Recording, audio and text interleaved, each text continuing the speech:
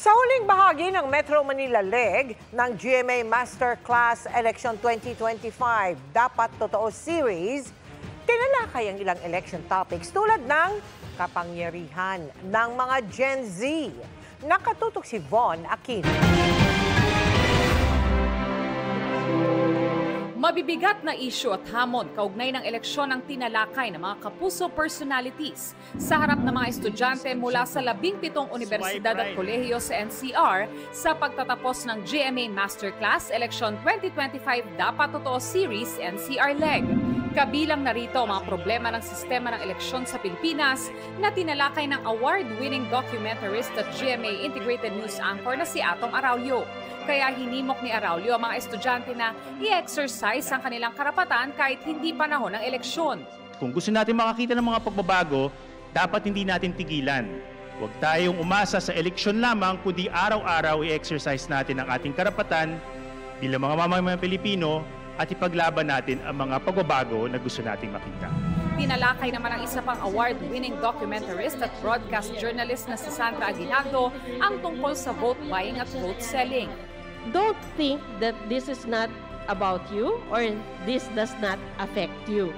You have to vote wisely and help protect your votes because at the end of the day, kinabukasan nyo yung nakataya dito. Gamit naman ang mga datos, ipinakita ni GMA Integrated News Research Senior Manager Karen Mayrina ang kapangyarihan ng mga Gen Z voters sa eleksyon, gayong ito ang ikalawang pinakamaraming registered voters na sumunod sa millennials. Pag-evolve ng communications technology naman ay ibinahagi ni GMA News Online Editor-at-Large Howie Severino. I want to encourage everybody here to have a documentation state of mind. Because when you document something, you are creating resibo. You are creating evidence. This question is for all speakers. Nagkaroon din ng pagkakataon ng mga estudyante na makapagtanong sa mga speaker.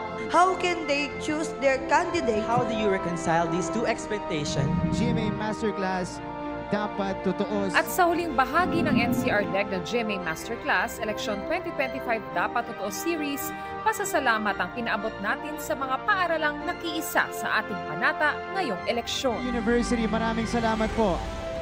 Dr. Jose Rizal wrote these words, ang kabataan, ang pag-asa ng bayan.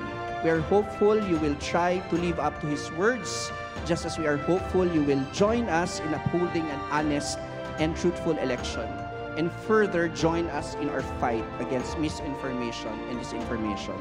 This event is an important venue for providing students with information, knowledge, and inspiration from leaders in various fields. Para sa GMA Integrated News, Von Aquino, Nakatutok, 24 Oras.